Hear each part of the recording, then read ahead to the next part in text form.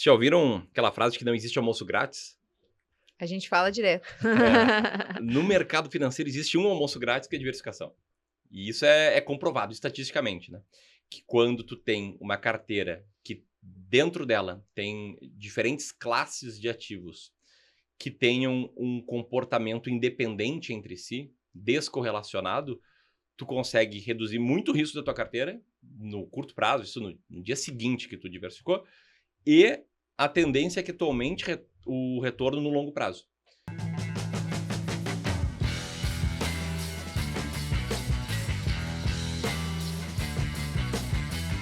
Olá, seja bem-vindo a mais um Café de Brokers. Eu sou Denis Pinheiro. E eu sou a Cíntia Sávio e hoje a gente está aqui no estúdio diferente, né, Denis? Direto de Campinas. Vamos gravar alguns episódios aqui, né? Com alguns convidados especiais. Apresenta o nosso convidado hoje, Denis. A gente está aqui em Campinas hoje por causa do evento do Clex. Então a gente vai estar com o nosso grupo de empresários muito forte. Vamos aproveitar para estar com nossos colegas, nossos amigos aqui nesse momento e trazer pessoas aqui que podem agregar muito para você. E o nosso convidado agora é Ramiro Gomes Ferreira, do Clube do Valor. Se você quer saber sobre investimentos, como você potencializar o seu investimento, como você crescer o seu patrimônio de uma forma inteligente, Ramiro, no Clube do Valor, administra uma carteira de mais de 5 bilhões de reais. Foi uma construção de 10 anos de um grupo de clientes dele que ele fez transformar esse patrimônio. E você só consegue 5 bilhões de carteira trabalhando muito e fazendo muito resultado para os seus clientes. Então seja bem-vindo, Ramiro. O papo de hoje vai agregar demais para a sua carteira de investimento, para você que está pensando em como potencializar o resultado dela. Seja bem-vindo, Ramiro. Muito bom. Valeu, Denis. Valeu, Cíntia. Muito obrigado pelo Obrigada. convite. Foi um prazer enorme aqui estar com vocês também, falando um pouco aí sobre investimento, sobre finanças, sobre como tomar boas decisões. E estou aí à sua disposição aí para a gente fazer esse papo valer bastante a pena e ser muito rico aí para todo mundo que está nos ouvindo. Ramiro, uma coisa super importante, assim, o que para você, para quem está nesse momento atual, o que você pensa em relação a investimentos aqui, pensando nessa turbulência? O quão as turbulências impactam no investimento, né? A pessoa pensa muito numa questão de, poxa, assim, Brasil, Estados Unidos, China, como é que está esse jogo do mercado e o quão isso impacta realmente em quem está pensando no investimento a longo prazo. Muito bom. A gente vive, de fato, né, um momento bastante turbulento, bastante tensão geopolítica local, política local, geopolítica externa. Mas a verdade, Denis, é que sempre é um momento turbulento no mercado, né? Se a gente pegar uma máquina do tempo aqui e olhar lá para as capas dos jornais, sei lá, vamos pegar aí 25 anos atrás, final da década de 90. O que a gente veria, né? A gente veria uma crise interna aqui no Brasil, o real tinha 5 anos de vida só, dólar estava toda hora ameaçando, né, subir frente ao real. A gente tinha aquela política, né, de câmbio fixo, que depois soltou e o dólar subiu muito. Na época tinha um monte de tensão interna e externa. Pega ali final dos anos 90, tinha crise na Ásia, tinha crise na Rússia, depois 2000 a bolha.com, depois de 2001 começou lá a guerra contra o terrorismo. Então se for pegar assim, qualquer momento na história, eu peguei um recorte aqui aleatório da minha cabeça, né? Qualquer momento da história tu vai ver que vai ser um momento que tem várias tensões. Então, apesar dessas tensões, apesar desses momentos, o que a história mostra, né, que no longo prazo, uma boa carteira de investimentos, ela tende a ter uma performance boa, a entregar para o investidor um retorno superior à inflação, premiando ele pelo risco corrido, apesar de todo esse caminho um pouco mais incerto, né? E então, nesse sentido, eu vejo que talvez o principal risco de um momento mais turbulento, da volatilidade normal no mercado, é o investidor tomar decisões erradas. Né? Tomar a decisão de, pô, tá muito difícil aqui o mercado, agora eu vou tudo para renda fixa. A renda fixa começa a cair taxa, começa a baixar a Selic, e o cara pensa, pô, agora eu vou tudo para as ações. Aí, sei lá, vem uma eleição meio polarizada, aumenta o risco Brasil, o cara pensa, não, agora eu vou dolarizar tudo. Aí o dólar fica estável, o Brasil volta a crescer, faz algumas reformas, porra, vou voltar para o Brasil. Esse é o maior erro que o investidor pode cometer, ficar pulando de um lado para o outro, né? Acredito muito que o investidor tem que tomar as decisões de investimentos olhando muito mais para dentro do que para fora, olhando muito mais para perfil de investidor, para objetivos de retorno, para objetivos pessoais, do que para fazer uma análise macro, do que como é que está a relação do Trump com o Lula, como é que vai ser as eleições ano que vem. Para mim, o investidor, pessoa física, tentar viver de fazer projeções macro a fórmula para ele estar sempre comprando na alta e vendendo na baixa, né? Com certeza. Uma coisa que o Ramiro trouxe bastante é o que a gente fala também sobre diversificação. Você não falou da palavra diversificar, mas tudo que você falou assim, poxa, eu vou tudo para cá, e normalmente você surfa a onda no momento errado, né? Você é a pessoa que fica correndo dessas incertezas do mercado, né? O Brasil tem várias incertezas, vários escândalos que a gente teve durante todo o mês. É mensalão, é o Supremo dando aquelas carteiradas, é a questão... Sempre tem uma questão, uma estabilidade diferente no Brasil também, e aí às vezes a pessoa quer tomar uma decisão com base nessas incertezas de momento e acaba tendo dificuldade. O que a gente fala muito é da questão de diversificar. A gente trabalha muito na questão, a gente trabalha como empresário no Brasil e a gente trabalha como investidor e empresário também nos Estados Unidos. Então isso também é uma questão, uma forma de diversificar. A gente trabalha também a questão dos nossos clientes também buscarem essa diversificação, né? A importância de você ter uma parte das suas reservas, né, dolarizadas, né? Então, assim, como você vê essa importância dessa dolarização na carteira dos seus clientes, como é que você trabalha isso e por que é interessante ou não? Legal. Vocês já ouviram aquela frase de que não existe almoço grátis? A gente fala direto. No mercado financeiro existe um almoço grátis que é diversificação. E isso é comprovado estatisticamente, né? Que quando tu tem uma carteira que dentro dela tem diferentes classes de ativos que tenham um comportamento independente entre si, descorrelacionado, tu consegue reduzir muito o risco da tua carteira no curto prazo, isso no dia seguinte que tu diversificou, e a tendência é que tu aumente o retorno no longo prazo. Trazer um exemplo. Se pegar aí nos últimos 30 anos, tá? Uma carteira só de ações brasileiras, medido pelo IBRX. O IBRX é tipo um Ibovespa, né? Ele é igual ao Ibovespa hoje, só que as regras do Ibovespa mudaram em 2014 e transformaram ele em um índice quase igual ao IBRX. Então, se tu quiser ver qual é a performance histórica do Ibovespa com as regras atuais, tu olha para o IBRX. Então, pega uma carteira só com o IBRX. É uma carteira que performou muito bem nos anos 2000, depois performou muito mal ali de 2013 a 2016, depois subiu bastante de 2016 até 2021, meio que ficou no 0 a 0 de 21 até meados de 24 e agora voltou a subir. Esse é o comportamento só de ações Brasil. Se tu pega e compara com uma carteira só S&P 500 em real, né? S&P 500 é Bolsa de Valores norte-americana cotada em real, né? Ou seja, sob o olhar do investidor brasileiro. Coloca elas no mesmo gráfico. O que acontece? O S&P 500 em real teve uma década ruim, a década de 2000, porque essa década começou já com o dólar bem valorizado frente ao real, teve todas as crises que comentei, né? Bolha.com, Guerra ao Terror, no final da década o subprime, então teve uma década muito ruim. Depois de 2010 a 2020, uma performance muito boa, e inclusive até agora, né? De 2010 a 2025, uma performance muito boa. Nessa história, nesses últimos 30 anos, a carteira de ações norte-americanas em real venceu a brasileira no longo prazo.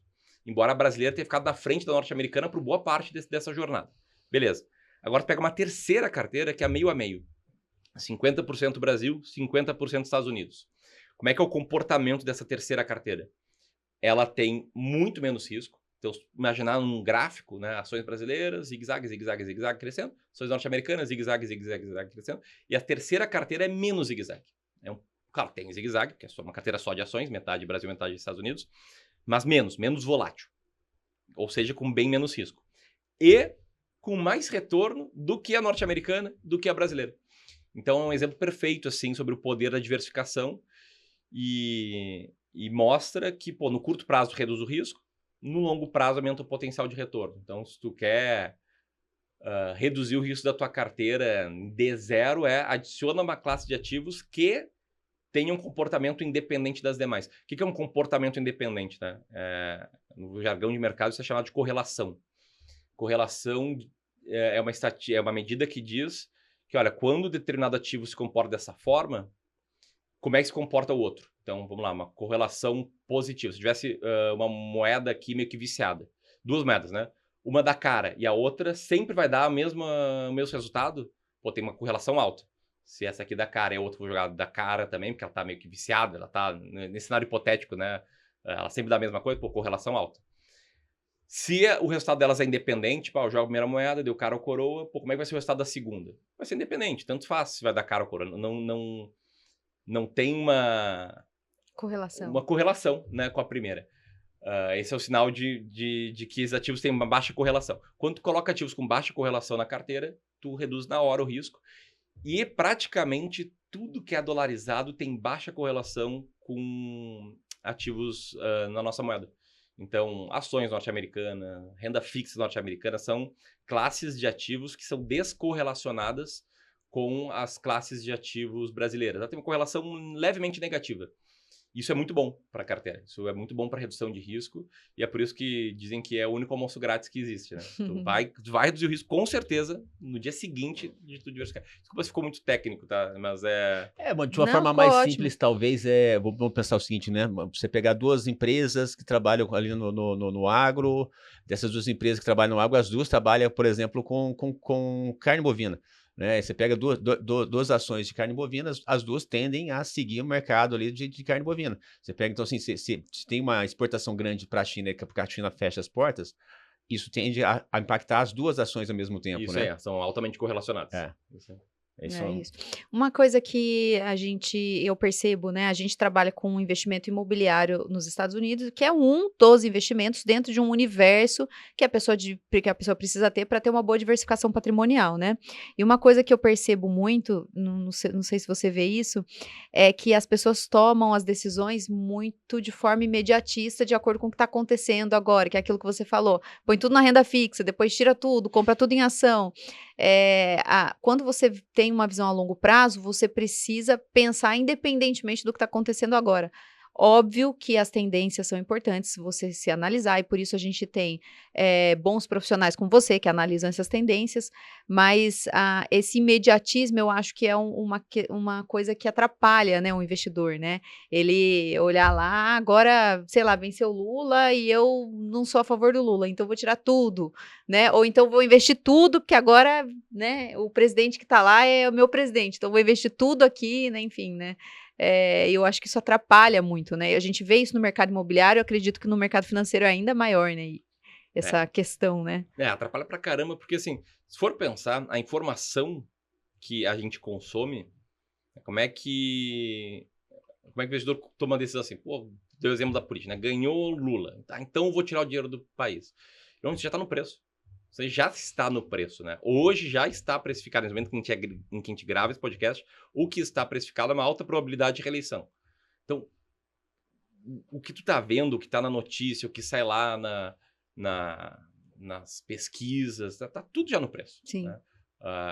Aí é claro, às vezes o mercado precifica errado, mas já está no preço. Então, se tu vai fazer um movimento assim, tu está dizendo que, olha, eu tenho uma leitura de que a minha visão ela é mais lúcida, ela é melhor do que a de todo mundo do mercado, e de que eu tô vendo aqui que as pessoas ainda não colocaram isso aqui no preço de verdade, então acho que vai piorar ainda, daí o cara vai. Só que na média, né, os seres humanos têm muitos vieses comportamentais, né, muitos atalhos para tomada de decisões que são atalhos emocionais, e um dos principais vieses, que se chama recência, viés da recência, diz que a gente dá um peso maior para as informações recentemente recebidas em relação às informações mais importantes para a tomada de decisão. Então diz exatamente isso, que tu esquece que, cara, dá um exemplo, que o Brasil tem muita oportunidade, tem muito espaço para crescer, tem muito a ser desenvolvido.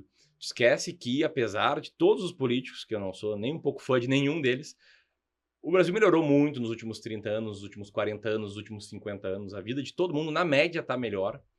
Então, as pessoas se esquecem disso tudo e só colocam um peso maior naquela informação recebida há menos tempo. E acabam tomando decisões erradas, Esse tipo de decisão é o famoso agiu para comprar na alta ou vender na baixa, né? Isso acontece muito. No mercado americano a gente vê muito assim, pessoas que gostam do Trump começaram a investir mais em imóveis depois que o Trump ganhou, pessoas que não gostam começaram a investir menos. O mercado imobiliário continua sendo bom igual, sabe? Mas aí é a questão do imediatismo muda o comportamento de determinadas pessoas, né? E o que a gente sempre fala aqui, né, nesse podcast, né, Denis? A gente não é a favor da pessoa abandonar o Brasil. A gente, diferentemente de outras pessoas do mercado, a gente não fica falando assim, abandone o Brasil, dolarize tudo, não sei o quê. Não. A gente fala o seguinte, o Brasil é um excelente país para ganhar dinheiro. Nós empreendemos no Brasil, né? Só que é um país que tem seus riscos. Então, é importante você ter uma parte do seu patrimônio dolarizado, porque assim você dilui esses riscos e aí você consegue ganhar em diferentes frentes, né? E o mercado imobiliário, que é o que a gente trabalha, é uma das formas de você ganhar dinheiro, né? Mas é sempre importante você ter uma parte em imóveis, uma parte em liquidez, né? Uma parte em ativos financeiros que você vai pegar lá na frente, enfim, né? Aí você entende muito melhor do que eu, né? Que é uma visão bem lúcida, né? Bem lúcida, corretíssima. Pena que ela bomba menos, né? Se fizesse um corte bom aqui, corta pra gente e fala, não, tem que tirar tudo do Brasil agora. Tudo, compra Aí, tudo em imóvel. Isso aí, se é um corte bom é esse. Mas essa visão lúcida, ela é a muito mais correta, né? Então. Por outro lado, o que eu acho que também tem né, às vezes a pessoa age muito pela emoção, mas também tem aquelas pessoas que sabem que tem que diversificar, sabem que tem que fazer um investimento de dolarizar, e eles ficam pensando, tendo receio e acabam não fazendo. E aí o que acontece, né? A pessoa fala, poxa, eu deveria ter investido na época que o dólar era 1 para 1. Né? Poxa, eu deveria ter investido antes, agora tá ruim, agora não dá, agora não... Aí ele fica esperando o dólar voltar 1 para 1, nunca vai voltar, desculpa aí, assim, eu achei... Assim... E quando tava 2 para 1 também tava ruim, porque antes era 1 para 1, quando tava 3 para 1 também tava ruim, enfim, né? Daqui a pouco vai estar 7, né? Sim, não sei. A longo prazo, uma visão a longo prazo sempre vai subir, né? Claro, é diferencial de inflação. A inflação no Brasil é maior que dos Estados Unidos, portanto, no longo prazo, pelo menos o diferencial da inflação vai estar... Se pegar o diferencial da inflação entre o Brasil e os Estados Unidos, desde a época do 1 para 1, o dólar chega mais ou menos onde ele está hoje. Então, ele sempre vai subir. Claro, daqui desse podcast para os próximos 12 meses, ele pode cair, pode voltar a 4, alguma coisa. Mas daqui a 10 anos, pode ter certeza de que tem que ter sido algo muito estranho no mundo para ele estar no mesmo patamar. A tendência é seja 7, 8, 9, pelo diferencial da inflação entre os dois países. Sim. Aí a pessoa, o que acontece com tudo isso, né? A pessoa não toma ação pensando em voltar no momento de mercado ótimo e perfeito. O momento de mercado ótimo e perfeito para você diversificar, para você fazer as ações importantes para você fazer na sua carteira, na sua vida, né? É o agora, né? Então é uma coisa super importante também, porque o brasileiro, a gente tem uma dificuldade às vezes de investimento com brasileiros nos Estados Unidos, porque o americano é muito prático, as coisas são muito rápidas, sabe? Por exemplo, uma coisa que tem o inventário o estoque das construtoras, né? O inventário das construtoras. Tem um imóvel ali, o brasileiro, vou pensar. Vou dar uma olhada no fluxo, vou dar uma olhada como é que tá, como é que eu vou fazer, aí vou conversar com a minha esposa. Quando ele pensa, não é que aquele imóvel não está mais disponível, não está 10 outros disponíveis, porque é muito rápido, é uma esteira de produção e venda muito acertada. O mercado é muito mais preparado para fazer negócio. Então, a pessoa, por exemplo, aqui no Brasil, quando vai fazer a compra do imóvel, primeiro ele visita 10, 20 imóveis diferentes, e depois ele volta de novo e pensa, porque o mercado é mais lento, o mercado brasileiro é um pouco mais moroso que o mercado americano. Até pela cultura local mesmo, as pessoas pensam um pouco mais, elas são um pouco mais desconfiadas e tudo mais, né? O brasileiro não gosta de decidir, né? Não. De falar nem o não, nem o sim. Nem o não, nem o sim. Vou ver, vou pensar um pouco melhor, mas não deixa a caixinha aberta, né? Não diz não, não diz sim. E aí não tomar decisão já é uma decisão, porque você está se mantendo na mesma posição que você estava antes. Principalmente nos Estados Unidos, né? E aí o que acontece? O dólar vai virar de 1, vai virar 2, de 2 vai virar 3, e aí você vai perdendo as oportunidades de investimento. Como é que isso acontece no seu dia a dia? Porque essa não tomada de decisão é tomar a decisão de se manter na mesma condição que você está e não dar um passo para frente. Porque isso, para quem não dolariza, não faz esse investimento hoje, ele vai pagar um preço caro esperando o melhor momento, porque o melhor momento é sempre o hoje, pelo menos pra gente pensando nos Estados Unidos, no mercado imobiliário americano. Eu li uma frase outro dia que era assim, o melhor momento de plantar uma árvore era 20 anos atrás, né, porque hoje a árvore ia estar já grande e tal, dando frutos, né, o segundo melhor momento é agora. né? E isso serve, acho que para o mercado imobiliário também, né? O melhor momento era 20 anos atrás, já passou, você não volta mais no passado, o segundo melhor momento é o agora, sempre, né? Acredito que para os investimentos também, né? Porque o É, preço da pessoa não começar a investir e o mercado ainda... E o problema disso é que o mercado ainda tem uma volatilidade no curto prazo. Então eu defendo, pô, tem que montar tua sim, carteira agora. Tem que te organizar agora para que daqui a 15, 20 anos tu consiga ter uma tranquilidade financeira, tu consiga estar com uma carteira boa, com um bom nível de renda passiva, sucessão organizada. Só que se o cara dá uma enrolada, ó, eu vou segurar aqui, vamos ver e tal. O problema do mercado, o que pode acontecer? Pode vir uma crisezinha, pode derrubar o preço de tudo. E o cara viu, pensa, ó, viu? Falei, é, né? Agora tá melhor. Só que, porque no curto prazo é que nem o dólar. No curto prazo ele pode cair para 4 e alto, 5 cravado. Mas no longo eu não tenho dúvida, acho que ninguém tem dúvida. A gente pode botar remind me aqui em 10 anos que o dólar vai estar num patamar bem superior ao atual. Então entenda essa dificuldade extra aqui, né? No mercado financeiro é que às vezes, no curto prazo, essa postergação da decisão é premiada. É premiada com preços menores para tu comprar. Só que não tem como prever, assim. O pessoal me pergunta, pô, e aí, seguro? Porque tu esperar cair um pouco. Eu falei, cara, pode cair um pouco, mas pode nunca mais voltar para a cotação atual. Então, monta a carteira agora, toca a ficha.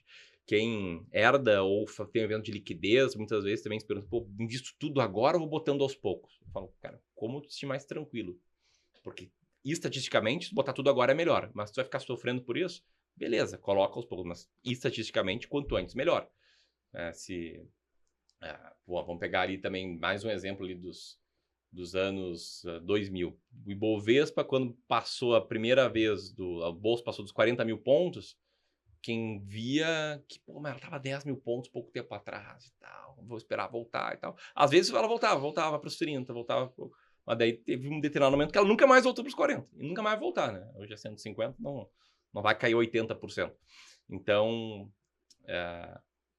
enfim, tem que decidir rápido e acho que aí os incentivos de curtíssimo prazo do mercado, nessa dinâmica dele, às vezes acaba premiando quem enrola um pouco, só que não tem como prever. Né? Não tem como prever. Muitas vezes amigos perguntam, e o dólar, o que tu acha que eu vou viajar? Eu falei, cara, não tem a menor... Entre hoje e a tua viagem daqui a 3 meses, não tem a menor ideia. Se quiser ficar tranquilo, compra um pouquinho, faz uma remessa por semana. Se não, cara, deixa para fazer na véspera da viagem, porque daqui a 3 meses tanto faz. Pode cair, pode subir, não tem a menor ideia. Ah, mas tu não, cara, não, daqui a 3 meses, não tem a menor ideia, pode ser qualquer coisa. Daqui a 10 anos, te garanto, vai estar mais alto. Então, esse é o caminho, né? Almiro, agora você entrou numa questão sensível, tá? Eu queria tirar isso de você. Se você olhar as indicações das grandes consultorias ali, das grandes assessorias, o nível de assertividade não é assim altíssimo, né? Porque é difícil prever, né? E como é que você, dentro do Clube do Valor, na sua estratégia, como é que você faz essa questão de reduzir essa incerteza para você ter um resultado de maior qualidade, de maior eficiência para o seu cliente? Boa, ótima pergunta. A maioria dos analistas de mercado erra a previsão, tá? Isso é comprovado em estudos. A maioria dos investidores tem uma performance menor do que os ativos em que eles investem, também comprovado por estudo. A gente fez no Clube do Valor, a gente pegou um fundo de ações private do Itaú, né, destinado a investidores private, então supostamente investidores mais sofisticados, com maior patrimônio. E aí o que a gente fez? A gente pegou a performance do fundo e também a gente comparou com quanto as pessoas investiam e quando elas resgatavam. Quando o fundo está subindo, as pessoas estão investindo. Quando ele está caindo, as pessoas estão resgatando. Seja por convicção própria, seja por orientação do gerente, seja por orientação do analista. E o que esse fenômeno gera? Gera um fenômeno que tem um nome no mercado, que é chamado de behavior gap, em que existe um gap entre retorno do investimento e retorno do investidor. Nesse estudo que a gente fez, esse fundo Itaú tinha rendido tipo 11% ao ano. E a performance média do investidor foi de 0,4% ao ano. Caramba! Porque ele está comprando na alta e vendendo na baixa. Comprando na alta e vendendo na baixa. Isso vale para o investidor, vale para o analista também. Porque analista não gosta de... Na média, eles tentam evitar fricção com a base. Então vamos pegar um exemplo. Há um ano e pouco, todo mundo falava muito bem das ações do Banco do Brasil. Porque Banco do Brasil, porra, tá com um ROAS melhor que banco privado, e tá mais barato, e o dividendo tá lá em cima. E aí todo mundo compra, recomendando compra. Aí Banco do Brasil, pô, teve um trimestre, depois outro e outro muito ruins. Mas a primeira vez que veio um balanço ruim, na hora, todos os analistas, opa, revisamos aqui, agora é neutro. Agora é neutro. Daí vem mais um trimestre ruim, agora é venda. Então eles estão sempre atrasados. E não porque são incompetentes. Pô, analista que é muito inteligente, muito mais inteligente do que a média da população. Mas porque eles são seres humanos e seres humanos têm uma cacetada de vieses na hora de tomar decisão. Então, como é que a gente faz no clube, né? Não quero criar aqui um nós contra eles, tipo, tá todo mundo errado e o clube tá certo. A nossa visão é boa. Não, a gente nem tem visão.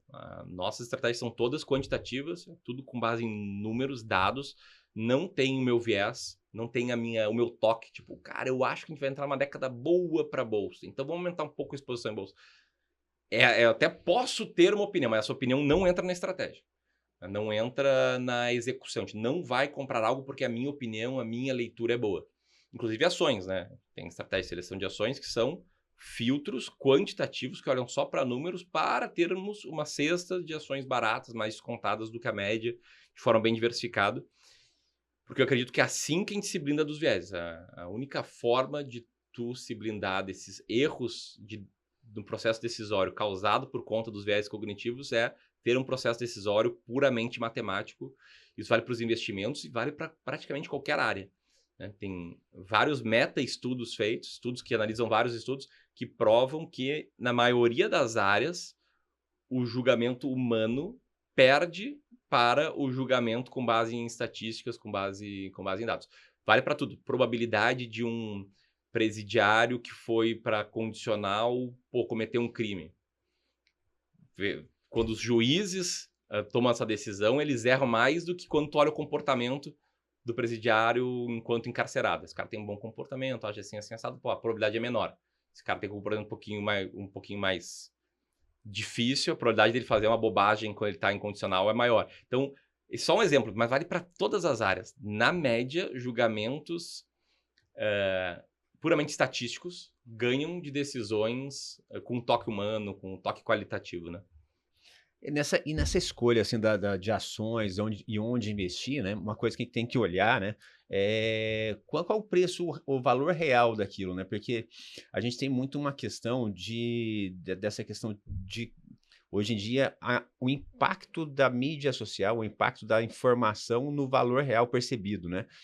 Você tem o valor real da empresa e o valor percebido da empresa, o valor real do imóvel, o valor percebido do imóvel, né? Isso, vamos dizer assim, tem locais, por exemplo, algumas regiões do Brasil, onde eu vejo, assim, uma compra exagerada, uma procura exagerada de uma região, e quando você olha a infraestrutura da região, a quantidade de pessoas que vão para aquela região, o quão se justifica aquele valor de imóvel, eu faço a longo prazo, a médio e longo prazo, não se justifica porque não tem demanda de mercado para aquele tipo de imóvel ali, mas como tem uma questão de uma onda de pessoas vendendo aquilo, aquela ideia, vira quase que uma pirâmide, onde que um compra, outro compra, outro compra, outro compra, mas quando você percebe o fundo ali dali, não tem. Por exemplo, a gente olha no mercado americano, né? O que sustenta, por exemplo, Orlando e Miami?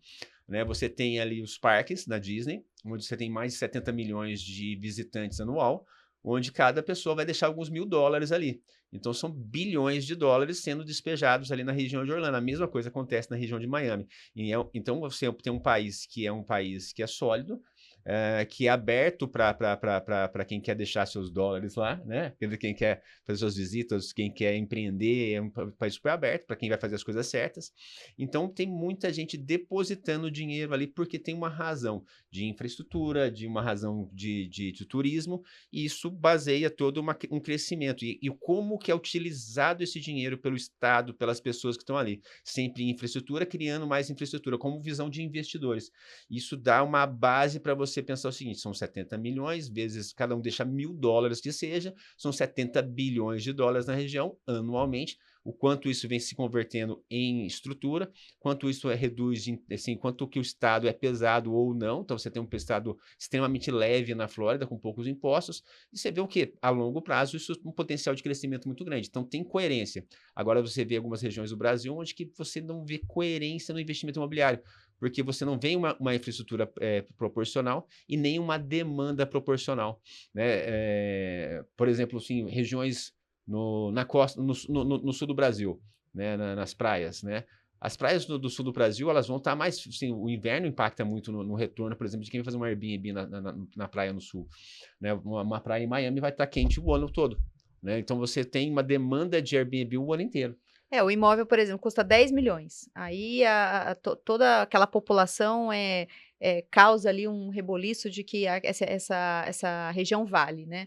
Aí a pessoa vai lá e compra um imóvel de uma construtora por 10 milhões. Só que depois, na hora de revender, ela também não consegue revender nem. Agora tá valendo 20, mas ela não consegue revender por 20. Ela revende, talvez. Tem um pseudo valor, né? Então tem um valor Aqui percebido que é tem diferente muito do valor real, né? Acho que é isso que você está querendo dizer, né? É o valor que assim, aparenta ter, o valor que às vezes até está ali numa ação, né? E é o valor que vai estar no imóvel, às vezes, né? Mas quando você, assim, o valor real ali que está ali por trás, a médio e longo prazo, é diferente. E isso na ação também tem como você medir de acordo com os indicadores da empresa, como é que você faz isso, o trabalho que você faz. Mas isso acredito que também a internet e as informações, elas dão uma maquiada nisso, né? Acredito eu, fazendo um paralelo aqui com o nosso mercado imobiliário, acredito que as pessoas falando, né? O Banco do Brasil é uma melhor ação, né? Eu acredito que isso movimenta talvez mais o comportamento das pessoas do que a própria estatística, né? Bom tema. Aqui acho que é legal a gente trazer as diferenças, né, do mercado imobiliário para o mercado financeiro. Porque a bênção e a maldição do mercado imobiliário é não ter marcação ao mercado, né? Que eu vejo muito, isso aqui é uma visão pessoal minha. As pessoas colocam na cabeça delas, esse imóvel vale X, e estão tranquilas. Tá? Meu imóvel vale, né, 10 milhões. Não interessa se imóveis iguais, na mesma região, com a mesma metragem, com a mesma infraestrutura, estão sendo vendidos por 5. O cara coloca na cabeça que vale 10 e beleza. Isso é uma bênção e uma maldição. É a bênção porque o cara, às vezes, não comete um erro de vender numa baixa, num momento ruim, porque ele não está vendo que ele perdeu 50% daquele patrimônio. Então ele não comete o erro, mas a maldição é ele não ter noção do patrimônio dele, né? Pô, o imóvel que eu moro hoje, uma cobertura em Porto Alegre, ficou à venda por quase uma década. Porque o cara botou na cabeça que não, isso aqui vale X o metro quadrado, 10 mil lá o metro quadrado, destruído. Ele começou uma reforma, destruiu tudo, um prédio um pouco mais antigo, botou na cabeça dele. E aí as evidências mostravam que, cara, isso não vale, ninguém comprava, né? Pô, 10 anos à venda. Aí ele baixou, botou lá, agora eu vou vender, eu vou torrar, baixou 50% e aí saiu rapidinho. Então, essa é uma diferença por quê? Porque no mercado financeiro existe a marcação ao mercado. Pô, eu posso achar que, cara, Banco do Brasil, vamos usar, tá muito descontado, Banco do Brasil tá barato. Eu posso ter convicção nisso. Posso achar que, cara, essa ação devia estar sendo cotada a 30, mas ela tá lá cotada a 20, a 18, a cotação dela. Então eu não vou conseguir botar ela à venda a 30, ninguém vai comprar, né? E meu patrimônio lá está marcado, essas ações valem 18, portanto as ações que eu tenho vezes R$18 a cotação é X reais. Então acho que essa é uma diferença interessante, né, dos mercados e tudo acaba, né, sendo uma questão de oferta e demanda. E aí entra também uma beleza assim, do mercado financeiro, é que uma ação que tem menos pessoas confiantes no case, que o case é um pouco menos popular, que não é bonito, não é uma ação popularzinha, ou tá todo mundo precificando um futuro ruim, pela oferta e demanda, vai ter mais gente querendo vender do que comprar. Se tem mais gente querendo vender do que comprar, o preço é empurrado para baixo. Se os resultados dessa empresa não mudaram, ela não piorou o resultado, ela vai ficando com múltiplos menores, ela vai ficando mais descontada. É que um imóvel, assim, tá sendo vendido por 0,7x o metro quadrado médio da região. E a gente consegue ver isso na hora, né? Até o fundamento do investimento em valor, o Value Invest, que é a filosofia que nossa principal filosofia para a seleção de ações, é esse fundamento de que, olha, eu vou comprar uma cesta de ações, na média descontadas, na média com múltiplos baixos, porque eu acredito que os seres humanos, por darem um peso maior para as informações recentemente disponíveis, por serem enviesados, eles vão estar menos dispostos a comprar. Se tem menos gente disposta a comprar, a cotação vai estar menor. Se a cotação vai estar menor, o resultado da empresa, né, o resultado que sustenta ela por trás igual, ela está com múltiplo menor. Eu vou comprar uma cesta de ações, porque às vezes ela realmente vai estar descontada e vai performar pior, vai entregar resultados piores. Mas, na média, eu vou acertar mais ou menos um pouco mais de 50% dos casos. É só isso, a gente acerta tipo 52% das compras de ações. Só que a beleza é quando a gente acerta, o retorno é bom, o retorno é alto. Quando a gente erra, a queda não é tão baixa, não é tão grande. Então, a gente ganha, né? A média é R$ 150 para cada 100 que a gente perde. Então, com essa filosofia, com essa cabeça, tendo uma cesta de ações contadas, vou estar tendo uma performance melhor que a média do mercado, porque as pessoas não querem comprar, porque é impopular, porque botaram isso no preço, por aí vai. Então, eu imagino, né, não sou especialista em imobiliário, mas que em imóveis a gente tem uma relação mais ou menos assim, né? Se não tem uma oferta excessiva numa determinada região, uma oferta que supere muito a demanda, e tem uma leitura de demanda crescente, então aqui temos uma boa situação, né? Que a demanda vai crescer, a oferta não vai crescer tanto, vai se tornar mais escasso ter um imóvel naquele lugar, naquela região. Se tornar mais escasso, vai subir o preço. Então, só fazendo um paralelo aqui, né, com como é que eu penso essas relações entre mercado imobiliário e mercado financeiro, né? Uma coisa super interessante que você estava falando, né? Você tem 10 anos para vender uma cobertura, né? Você tem ideia de quanto tempo fica no mercado uma casa em Orlando? Uma região de Orlando? Pelo que vocês trouxeram, pouco, né? O quê? Meses?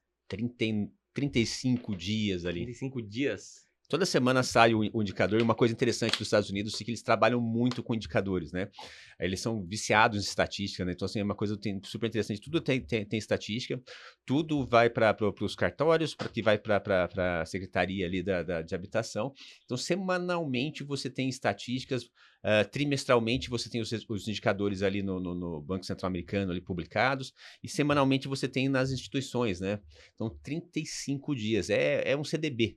Apartamentos, aí demora mais, 3 meses, 80 dias. Na região... Tem menos oferta também de apartamentos do que de bem casas, menos, porque né? Bem menos. Orlando é totalmente, Orlando é mais casa. horizontal, né, que a gente fala, né? Então, 35 dias single families vendem em Orlando. Em Miami, 8 meses os apartamentos. Então, você tem ali um bem realmente líquido. E é com relação à questão da assertividade do preço e tudo mais, como tem estatística, não tem muita discussão, e não tem muito desconto, ou isso ou aquilo. É muito mais precificado e muito mais dinâmico o mercado. Então, isso é uma coisa bem interessante comparado com o mercado brasileiro. É muito profissional. Aqui o mercado brasileiro, diria que é um pouco mais...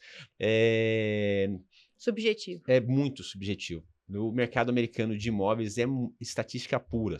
Porque, por exemplo, você quer saber se está crescendo, se está subindo, você entra lá no site do Banco Central americano e você seleciona a região e ele vai mostrar para você o gráfico especificamente daquela região. Daquela região da valorização dos imóveis. Então, você tem lá gráfico de 5 anos, de 10 anos, de 50 anos, você vai lá, filtra o período que você quer e você vê o gráfico, sabe? Sim, então, é muito mais maduro, né? A gente gosta bastante de estatística também, né? Embora o nosso mercado, pelo menos no Brasil, é mais subjetivo, né? Nos Estados Unidos, ele tem mais estatística e tudo mais informações, né? Mas no Brasil é mais subjetivo, de fato, né? Mas pensando aqui no investidor, Ramiro, no seu investidor, né? A gente já tinha conversado aqui um pouquinho antes sobre a pessoa que às vezes investe com o gerente dela do banco, né? E aí o gerente dela do banco sempre tem aquele consórcio que ele tá ganhando um pouquinho mais ali e ele, né, manda ali para você, né? Ou aquele título de capitalização, enfim, né? E tem também as pessoas que vão atrás desses agentes para ajudar eles a preverem o futuro, enfim. De qualquer maneira, o que você acha que é o maior erro da pessoa que vai querer investir agora ou o maior acerto, enfim, essa dualidade, né? Qual que é a decisão mais acertada que você vê? Eu sei que a gente já falou aqui de diversificação, né? E na contramão, qual que é o maior erro da pessoa que vai começar a investir agora ou que investe seu dinheiro, enfim? Na relação com a escolha de profissional, eu acho que o maior erro é tu não se perguntar como é que aquele profissional está sendo remunerado e se os incentivos dele estão alinhados aos teus. Uhum. Se tu for investir com a ajuda de um profissional. Certo. Isso traz problema dos gerentes, né? O gerente bancário, ele é uma pessoa que tem seu salário e tem seus bônus, que são mediante bater metas de distribuição de produtos. Na média, as metas são para a distribuição de produtos ruins. Por quê? Porque geram mais comissão, mais receita, então geram mais resultado para o banco. Esse é um problema, acho que o Brasil está bem maduro hoje, é fácil de entender que existe esse conflito de interesses, né? E com toda perdão aos gerentes que estão nos assistindo, o problema é a regra do jogo, né? Como são feitas as regras que criam esse conflito de interesse. O cara tem que bater meta para trazer dinheiro para casa, para sustentar a família, só que para bater meta ele tem que oferecer produtos piores, que são os que mais pagam comissão. Para oferecer produtos piores, é ruim para o comprador, porque produto pior, com mais comissão embutida, menos retorno ele vai tender a ter. E aí, nos últimos anos, houve muito uma migração, né? Desbancarização. O pessoal saindo do banco e indo investir em corretoras. As corretoras têm plataformas abertas que trazem investimentos de diferentes emissores. Então, é uma evolução do mercado. Só que o problema dessa desbancarização é que o profissional que... o principal hoje no mercado, classe de profissional que atua ajudando investidores a tomarem decisão, também é comissionado. É o assessor de investimentos, que hoje até as principais corretoras permitem que ele cobre uma taxa transparente, que o cliente sabe quanto é, mas 90% dos casos eles ganham uma comissão, é commission-based. E aí, de novo, a gente volta para o mesmo problema. Se eu quiser montar uma carteirinha bonita de investimentos, eu vou botar alguns títulos do Tesouro Direto, eu vou botar alguns ETFs, eu vou botar alguns ativos de crédito privado, né, com taxas boas. E essa carteira bonita aqui não vai gerar muita comissão. ETF tem taxas baixíssimas. Quando tu investe pelo Tesouro Direto, não paga taxa nenhuma, né, só a taxa da B3, que é 0,2 ao ano. Então, tu vai ser... eu vou montar uma carteira que vai gerar pouquíssima comissão. Só que se eu sou remunerado em cima das comissões, eu não vou ser remunerado, né? E ninguém trabalha de graça. A gente volta para o não existe almoço grátis. Então, a gente viu muito no mercado esse profissional comissionado por conta de ter um incentivo de colocar produtos com taxas maiores, colocando produtos ruins nas carteiras. COI. Olhar, pô, a gente tem quase 100 bilhões de reais o estoque de COI no Brasil. COI é um produto, na média, muito ruim, mas com muita taxa embutida. O cara, quando te vende um COI, ele faz os 3, 4% de comissão. Só ele.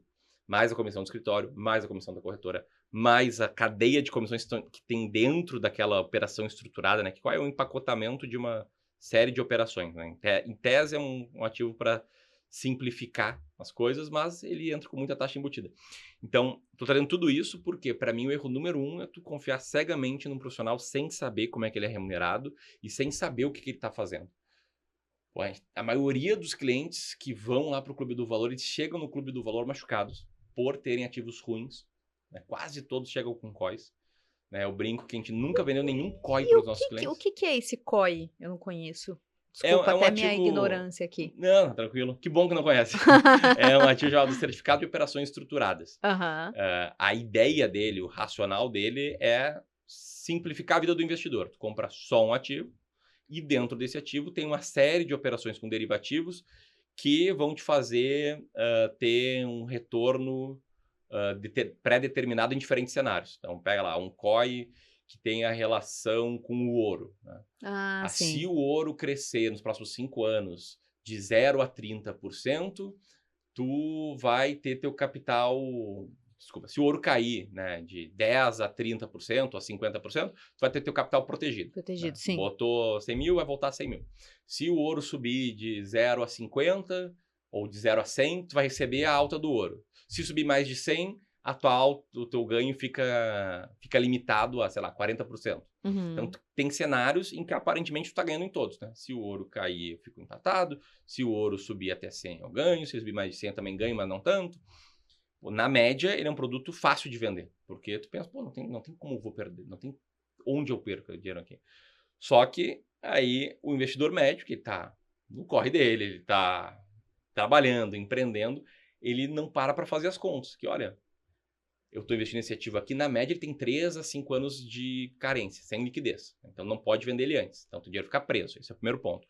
Segundo ponto é, tu poderia pegar uma parte, 70%, 80% disso, botar num ativo pré-fixado para garantir um retorno sobre o principal, os outros 20% botar algum derivativo ligador para garantir que tu vai ganhar bem se o ouro subir. Se o ouro cair, não tem problema, porque aqueles 80% da carteira vão render. Então, se tu pensar que tu conseguiria montar algo parecido, relativamente simples, de forma relativamente simples, tu consegue criar uma carteira que vai performar bem em diferentes cenários, tu percebe que tu teria um ganho maior. E aí, o problema do COI, que na tese ele vem para simplificar, só que dentro dessa estrutura tem muita taxa, muita taxa. Se for olhar lá a DIE, Documento de Informações Essenciais, um documento que ninguém conhece, porque ninguém lê, porque ninguém quer ficar lendo lá um PDF, vai dizer, o banco vai ganhar 1,9% ao ano. Vai dizer que, olha, o custo de oportunidade disso aqui é 15% ao ano.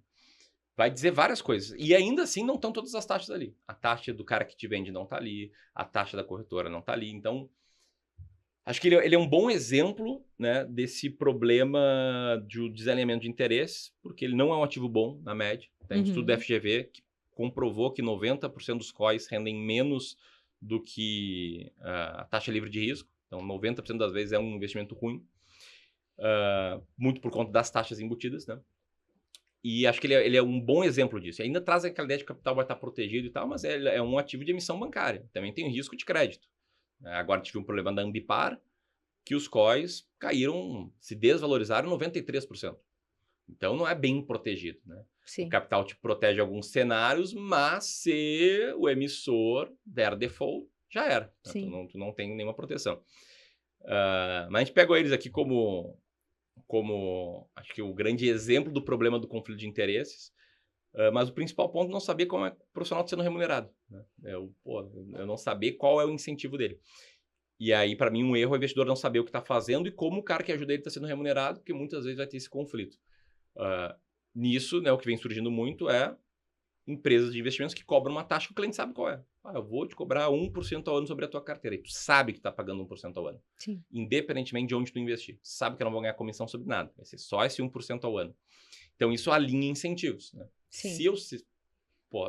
Se eu sei que o meu planejador financeiro, meu consultor, ele ganha o serviço que eu estou pagando para ele não vai ganhar comissão nos ativos que ele está me vendendo, eu não vou desconfiar que ele está vendendo algum ativo ruim. Está me orientando a comprar um ativo ruim. Não tem nenhum. Que ele está ganhando no êxito, né? Ele está ganhando no êxito e o êxito vai ser tu ficar com ele por bastante tempo. Sim. Né? Então, acho que para mim esse é um erro na escolha do profissional, mas ainda assim, mesmo contratando um consultor, gostei, vou contratar o Clube do Valor. Eu acho importante saber o que a gente está fazendo. Né? O racional da tua carteira, olha, tua carteira está montada assim, ela pode cair numa crise, ela tende a cair até 10% num período ruim. Em contrapartida, para esse risco que a gente está correndo, a gente espera que ela vá render, sei lá, líquido de imposto, líquido de taxa, líquido de tudo, 6 acima da inflação, 7 acima da inflação. Então, tu saber o que está fazendo, acho que é bem importante, né? É uma frase que eu gosto que diz que o investidor surpreso é o investidor incompetente. É o cara que não fez a tarefa de saber o que poderia acontecer com a carteira dele, que é importante, é chato para boas, as pessoas não querem focar no trabalho, querem focar, né, nas suas famílias. Tem que entender um pouquinho, porque é o teu dinheiro, né? O patrimônio está construindo para ter tranquilidade lá na frente, para conseguir prover para tua família, mesmo quanto parar de trabalhar, mesmo se não conseguir mais trabalhar. Então, é importante ter um determinado nível de conhecimento. Acho que é por isso que a gente atua muito forte com a educação financeira, né? A gente acredita muito que o investidor ele tem que ter o mínimo de conhecimento, o mínimo de know-how para não cometer erros, seja de escolher um profissional que vai ter um interesse desalinhado com o dele, de investir em um ativo que ele acha que é sem risco e não é sem risco, e por aí vai, né? Uma coisa que eu acho que é interessante, que a gente trabalha muito forte, né, a questão da rentabilidade, né? A gente tem que... as pessoas às vezes compram imóvel e pensam simplesmente que está adquirindo um imóvel. Imóvel é uma série de coisas, né? Primeiro é um investimento, então você tem que escolher um imóvel que ele tenha potencial de valorização, tem algumas características para ter esse potencial de valorização, a região que vai comprar, a tipologia do imóvel. Então isso é uma questão importante. E aí tem também uma questão que é quando a pessoa compra um imóvel para fazer, por exemplo, o Airbnb, onde você vai ter um retorno sobre esse imóvel, né? Na região de Orlando, por exemplo, uma questão bem interessante, você tem que estar alguns ingredientes, né? Próximo aos parques da Disney, ter características que o americano valoriza, porque a gente é brasileiro, a gente acha que só tem brasileiro lá, mas na verdade 80% do público é americano, então os imóveis têm que estar destinados para o perfil americano. Então a gente tem, por exemplo, aí que você está falando de como a pessoa é remunerada, né? Então primeiro a gente tem que pensar na rentabilidade para quem está investindo com a gente, né? E aí quem fica com essa administração são as administradoras. As administradoras, elas ganham em cima do faturamento que vai gerar na sua casa. Então, assim, 15%, normalmente 15%, 25%, né? A gente sempre busca entregar um parceiro que tenha melhor rentabilidade para ele. Então, vamos colocar 15%. Então, 15% do que aquela casa render vai para o administrador. E ele vai ser responsável por toda a questão de check-in, check-out, fazer publicação em todas as plataformas e resolver todo o problema do hóspede, né? Então, se você vai ter realmente... né? É, Cuidado manutenção, com a casa. poxa, meia-noite, deu problema no chuveiro, na parte elétrica. É ele que vai lá atender o hóspede, você como investidor não vai ficar nem sabendo. E ele vai ganhar em cima de um bom serviço que ele prestar, porque quanto mais render a sua casa, mais ele vai ganhar. Ele vai ganhar 15% da receita e ele tem que cuidar bem desse imóvel para que ele tenha esse imóvel para ele alugar por bom tempo. Então, você tem alguém parceiro. Você tem um parceiro que é como se a casa fosse dele também, porque afinal de contas a casa é a forma como ele se remunera, né? Então é um parceiro que ele trata como se a casa fosse dele, né? É um perfeito de alinhamento de incentivos, né? Exato. Isso é fantástico, fantástico, assim, e você encontrando, assim, um mercado onde você tem mais de 400 administradores ali para escolher, não tem espaço para a pessoa errar, o cara tem que ser realmente bom, ou ele é bom ou você troca. Então, assim, o mercado, ele se depura, né, só vai ficar realmente as pessoas, as boas empresas, e ele tem uma questão ali de fazer render realmente o dinheiro. Então, tem uma visão de rentabilidade e resultado financeiro, excelente. Só que como é um mercado mais, talvez, desenvolvido, né, até por uma questão de nível de consciência do cliente, acredito que é mais fácil a pessoa, como ela tem muitas empresas que fazem isso, ela observar que, de repente, ela não está tendo um bom resultado, ela vai lá e troca. No Brasil, acho que isso é um pouco mais difícil, né, dela trocar a sua corretora, o seu assessor de investimentos, né? Até porque a educação, o trabalho que vocês fazem é muito importante, porque a educação brasileira, financeira, tem muito a evoluir ainda, né? Tem muito a evoluir, né? Isso explica também até as diferenças no mercado imobiliário, né? Sim. Essa menor sofisticação aqui, acho que é uma derivada total, né, dessa menor educação financeira. Então, são as diferenças, é bem interessante, né, de ver. Acho que os Estados Unidos acaba sendo uma bola de cristal para o brasileiro, né? O que acontece nos Estados Unidos hoje vai acontecer daqui a 20 anos, 25 anos, talvez, né, no Brasil. Então, quem sabe daqui a 20 anos a gente vai ter esse nível de sofisticação, de, preços serem preços de imóvel, venda de imóvel, new home sales, lá ter tudo divulgado todo trimestre. E trazendo para a parte cultural, até tá cada vez mais comum, assim, no investidor migrar, né? De, sair aqui de quem me atende para uma pessoa nova. A educação financeira está criando esse nível de consciência que as pessoas não tinham. Sim. Ainda assim, é muito pouco. O mercado do Brasil é muito bancarizado, e o que está fora do banco nas corretoras, mais de 90%, 95% mais, é com base em commission-based, que cria esse desalinhamento de incentivos, bem diferente do incentivo que tu comentou, né, do administrador do imóvel.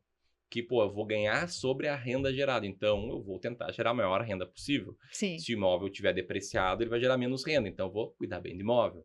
Se ele não estiver bonito, ele vai alugar menos, então eu vou sugerir que ele seja sempre bonito, bem apresentável. Se as fotos que eu botar nas redes sociais estiverem ruins, menos pessoas vão alugar, então eu vou tirar as fotos melhor. Então no limite, Sim. né, o que une esses dois pontos que a gente está conversando é alinhamento de incentivos, né? Sim. O alinhamento de incentivos é muito importante, e essa consciência das pessoas está vindo por causa da internet, né? E a internet não tem tanto tempo historicamente, embora hoje a gente já seja totalmente dependente e viciado na internet, né? Historicamente é uma coisa recente, né? Porque nas escolas brasileiras até hoje não existe uma educação financeira, né? Enfim, né? A educação financeira antigamente ficava para quem ia estudar economia na universidade, né? É isso aí. E agora a internet está acelerando isso, mas É. ainda tem um longo caminho pela frente, né? É, exato. Acho que a internet, uma parte boa da internet, que ela criou canais diferentes. Se a educação que a gente tinha é uma educação tradicional, onde você ia assistir a aula daquela matéria, o professor escrevia no quadro, você escrevia no papel, alguém que já escreveu no livro, e nada muito prático, muito real, muito, assim, que acontece no dia a dia, né? E hoje não, cada profissional pode se destacar e entregar isso na internet com uma qualidade diferenciada, vivida, né? Alguma coisa que ele já viveu. Por exemplo, assim, hoje a gente percebe muito um trabalho do Ramiro, do Clube do Valor, entregando conteúdo genuíno de valor de uma trajetória que vocês trouxeram, né? Isso acho que é uma coisa muito interessante, onde vocês trazem e entregam conteúdo de qualidade para o investidor, para que ele possa tomar melhores decisões, para ele possa enxergar um pouco mais, porque você não precisa ser o especialista, porque o especialista vai ter alguém que se formou e viu tudo isso, mas você precisa ter, como você comentou, uma noção básica do que está acontecendo. Você não é a pessoa que vai estar ali no dia a dia fazendo a operação, mas é interessante que você tenha consciência da operação que você está fazendo, como está sendo feita, para você não ser surpreendido, né? E vocês fazem esse trabalho de uma forma diferenciada. Conta um pouco mais dessa questão da educação que vocês fazem, dessa trajetória que vocês trilharam. Legal, pô, é exatamente isso. E a gente acredita muito, assim, na educação. Pô, para mim a tese de educação é uma tese que nunca vai morrer, né? E a internet hoje ela permite, ela dá voz e espaço para quem não conseguia atuar 20, 30 anos atrás. Porque antes, falou, a educação era limitada à escola, à universidade, à pós-graduação, e a informação era limitada ao que a gente via na televisão e ouve na rádio. Era basicamente isso. Esses eram os detentores do monopólio da informação. Agora com a internet não, qualquer um pega, liga a câmera e fala o que quiser. E é o que a gente vem fazendo há 10 anos, né? 10 anos já de Clube do Valor, 26 de novembro, né? A data que a gente fez o primeiro post escrevendo sobre investimentos. Que legal. E essa trajetória foi bem intencional em duas coisas. Em compartilhar, um desejo meu muito genuíno de compartilhar o que eu estava aprendendo. Porque eu trilhei a jornada que os meus clientes estão trilhando, né? No sentido de cometer os mesmos erros, de, pegar a ajuda de um profissional que tinha um interesse diferente do meu, de acreditar em atalho, promessa de riqueza rápida e fácil, de cometer o erro da concentração. Eu cometi, assim, eu brinco, fui o pior investidor do mundo no meu início da jornada investidora. A única diferença é que eu vi tudo isso muito jovem. Comecei a investir ainda adolescente, e todos esses erros que as pessoas na média cometem dos 20 aos 30 anos de idade, antes de amadurecer e começar a investir melhor, eu cometi dos 13 aos 20 anos da minha idade. E aí eu comecei a produzir conteúdo para documentar os meus aprendizados. Aprendi sobre alocação de ativos. Cara, que estratégia boa. E aí tu faz diversificação. E aí coloca os ativos pouco correlacionados. Isso baixa o risco e aumenta o retorno. Meu Deus, incrível isso. Comecei a investir assim, comecei a ver minha carteira performar melhor. Aí comecei a trabalhar no mercado financeiro, uma gestora de investimento de ações. Comecei a selecionar ações contadas. O fundo da gestora eu trabalhava, vencia o Ibovespa. Pensei, caraca, isso aqui tem um mundo aqui que eu preciso expor, preciso compartilhar. E sabendo que, da pior das hipóteses, algumas pessoas vão me conhecer. E não faz mal nenhum ficar conhecido, né? Ajuda a ter mais clientes, fidelizar clientes, etc. Então a gente começou com essa tese de que, vou expor o que estou transbordando e preciso contar o que eu estou aprendendo. E talvez isso atraia as pessoas que querem nossa ajuda para investir e a gente vai abrir uma empresa de investimentos. Foi assim que a gente começou o Clube do Valor, né? O nosso blog veio antes do nosso negócio. A gente começou a gerir carteiras em 2016. A gente começou a escrever sobre investimentos em 2015. E é uma jornada de documentar, assim, aprendizado, o que está acontecendo no mercado. E muitas vezes acalmar o investidor para ele não tomar decisões ruins. Vocês podem ver que meus vídeos, eles são chatos, assim. Todo vídeo, no final, a conclusão é a mesma. Tem pessoal que não entende e fala, o cara sempre fala a mesma coisa. Mas é a mesma coisa. É sempre a mesma coisa. Pega um título, pega um tema em alta, conta a história e no final cara, tem que diversificar, tu tem que ter método, tem que entender que não é uma aposta rápida, é preservar e multiplicar o patrimônio. Não quer ficar rico rápido? Vai correr risco no trabalho, vai empreender, vai tentar crescer na tua carreira, virar diretor rápido da tua empresa. Isso vai te enriquecer rápido, né? Não fácil, mas rápido. O mercado financeiro não vai ficar rico rápido, a não ser que tu corra muito risco. E se correr muito risco, tu pode ficar rico rápido e ficar pobre rápido também. Voltar a estacar zero rapidinho.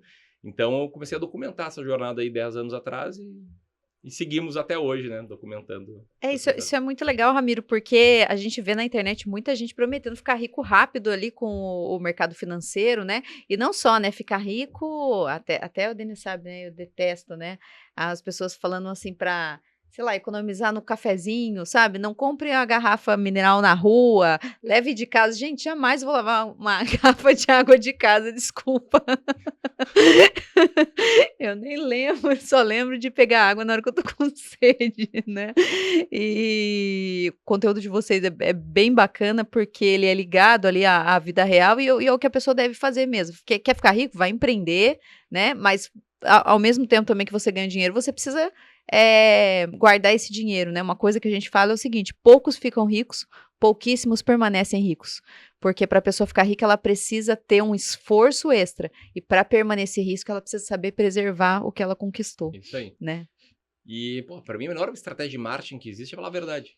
É. E hoje a gente não atende investidores com menos de 100 mil investidos, muito poucos investidores entre 100 e 250 mil, a não ser que eles tenham uma renda muito alta, uma capacidade de poupança muito alta. Ele já está montando uma carteira que eu sei que vai crescer.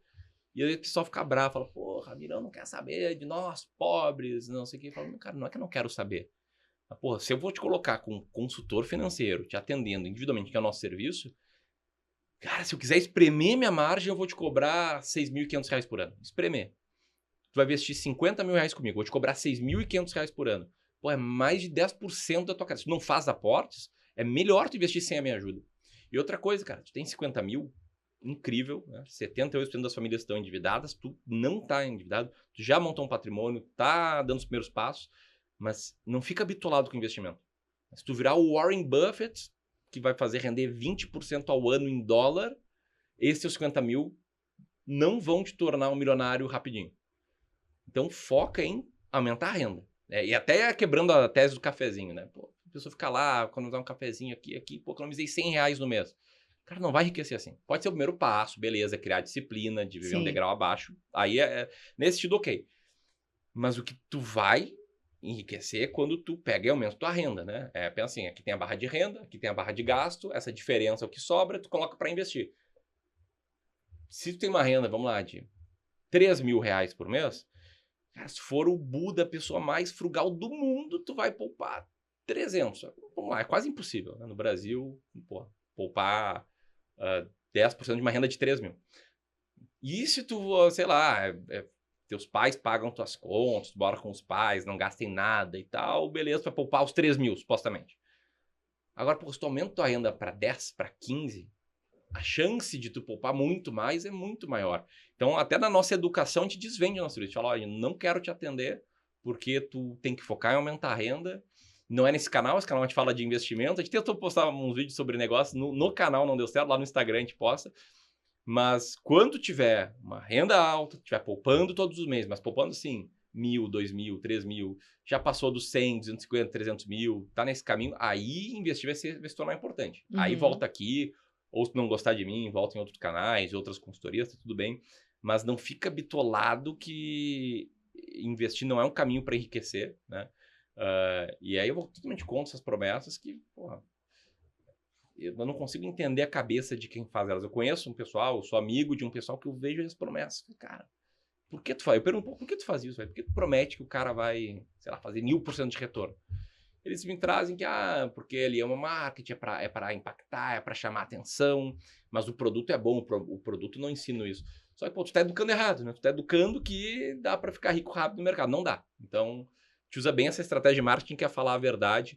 Talvez tenha perdido aqui alguns potenciais clientes falando isso, mas não tem, né? Eu prefiro perder cliente e dormir com a consciência tranquila do que ficar lá pegando o cara que tem 50 mil de patrimônio e falar, não, me paga aqui 6.500 que eu vou te mostrar o caminho das... Não vai, cara. Se tu não poupar bastante, tu não vai ter um resultado incrível, né, com investimentos. Né? Eu gosto muito do Jim Rohn. Conhece o Jim Rohn? Ele fala muito da questão de você investir nas suas habilidades. Então, se você se desenvolve, isso seja para você como empreendedor, ou seja para você como executivo ali, aí você vai crescer, vai fazer isso. Você vai valer mais. Você valendo mais, a sua hora você vai gerar mais riqueza e aí você tendo mais riqueza, gerando mais riqueza, seja numa empresa, como empreendedor, seja dentro de uma empresa, de um terceiro, recebendo um salário ali, você vai conseguir poupar. E aí o grande segredo aqui do investidor não é ficar rico com aquele dinheiro, ficar multiplicando ele, mas você pode gerar ele e investir ele de uma forma inteligente para poupar e esse bolo ir crescendo, né? E aí o que a gente fala muito, por exemplo, para nosso investidor nos Estados Unidos, quem vai fazer a aquisição do imóvel, não é uma coisa para a pessoa ficar ali trabalhando. Tem algumas pessoas, às vezes a gente fala, eu queria ver leilão, eu queria ver flip. Cara, só a gente trabalha com empresários que têm o seu trabalho no Brasil, cara, o foco dele é ali, é onde que ele gera riqueza e ele vai proteger o patrimônio. Então, ele vai fazer o quê? Uma parte desse patrimônio é importante individualizar. Então, tem que ser uma coisa que não dê trabalho, não é um outro trabalho. É um ativo que ele tem uma autogestão, que, por exemplo, aqui a gente está falando do administrador, o administrador vai como se fosse o CEO daquela empresa, a casa vira uma empresa e o administrador é o CEO. E aquilo ele só vai chegar ao quê? Ele vai ver como é que está a rentabilidade daquilo. Então, você construiu o seu patrimônio, você cresceu, desenvolveu, aumentou sua mente, aumentou as suas habilidades pessoais, construir um negócio que é mais frutífero, você foca no seu negócio para gerar renda, e aí você protege essa renda dolarizando nos Estados Unidos através de um ativo que ele é seguro, rentável e que não te gera trabalho, porque você foca no seu principal trabalho. O que a gente gosta também é que a pessoa entenda o que ele está investindo. Então, a gente senta com a pessoa, ajuda ele no passo a passo, explica a diferença de cultura e como a diferença de cultura impacta no negócio, né? Então, os passos às vezes são diferentes do Brasil, normalmente.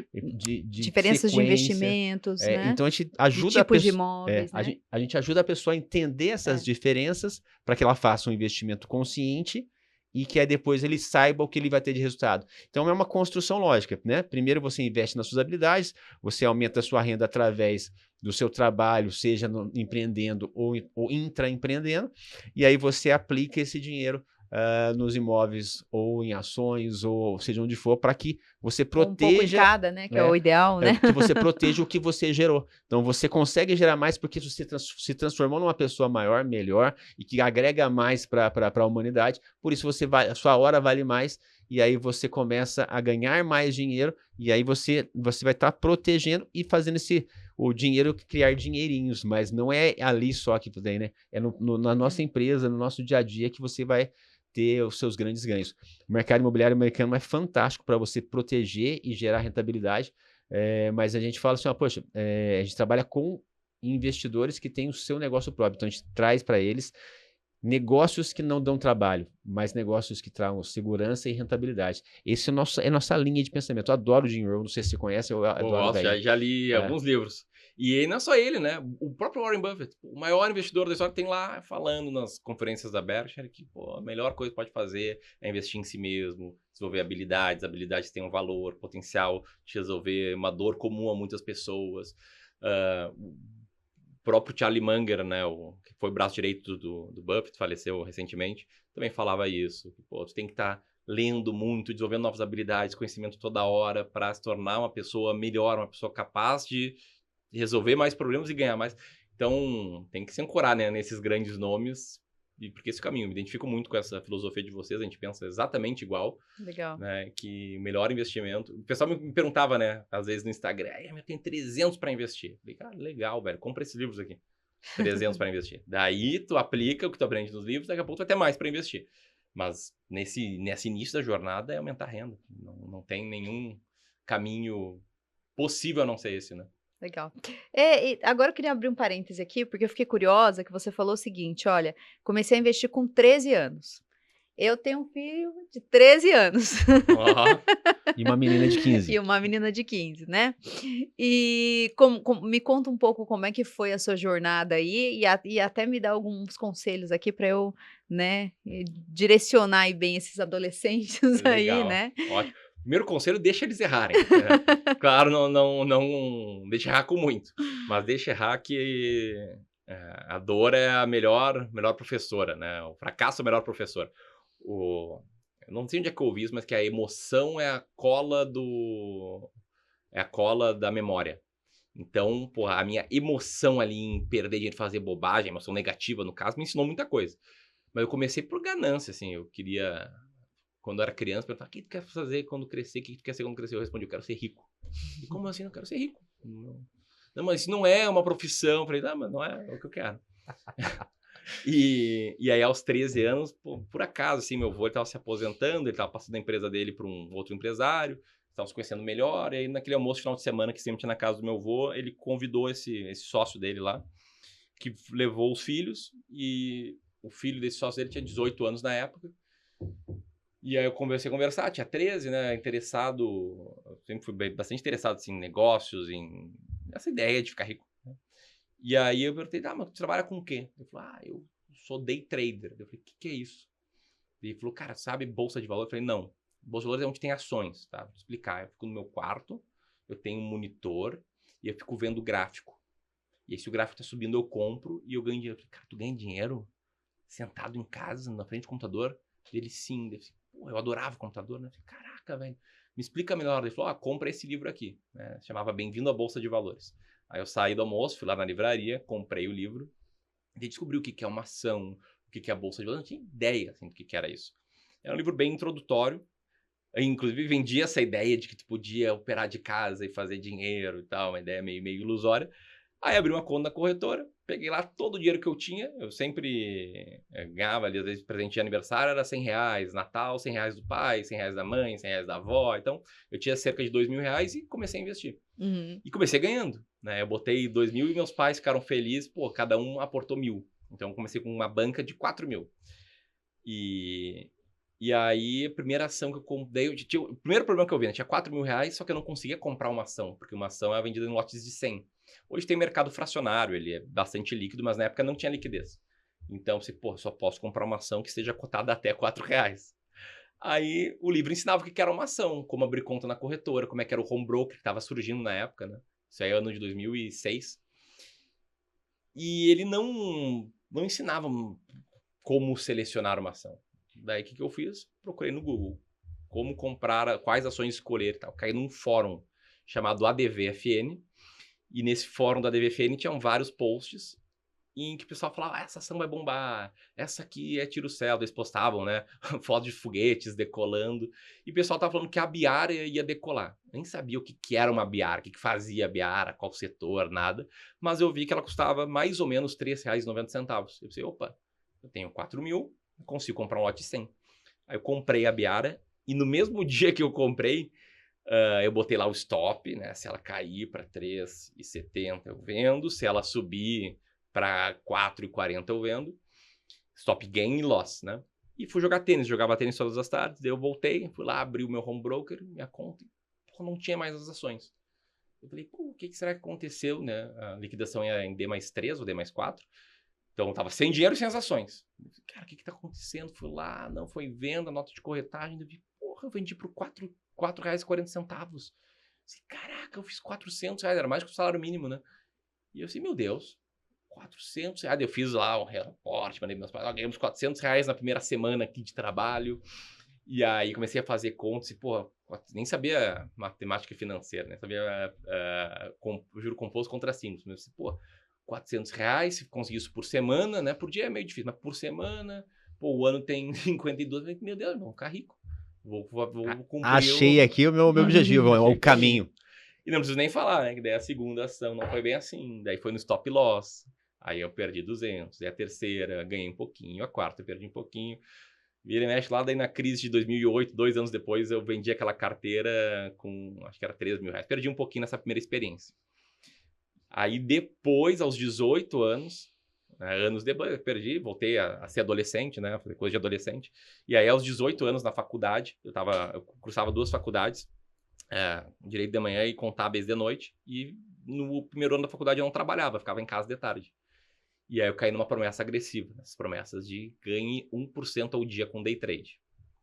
E eu pensei, 1% ao dia, como é que funciona isso? E me explicaram lá que não, nosso método é o seguinte, tu pega o teu capital, tu alavanca em 10 vezes, e aí tu só precisa fazer 0,1%. E tu pode ver, né, hoje a bolsa subiu 1,5%, ontem ela caiu 0,7%. Então é só tu pegar o movimento de 0,1%. Para cima ou para baixo, tu pode operar vendido, né? Tu pode vender e depois comprar mais barato no mesmo dia. E eu pensei, isso faz sentido, né? Se a bolsa varia bastante intraday, eu preciso pegar uma pequena variaçãozinha, vezes 10, 1% ao dia.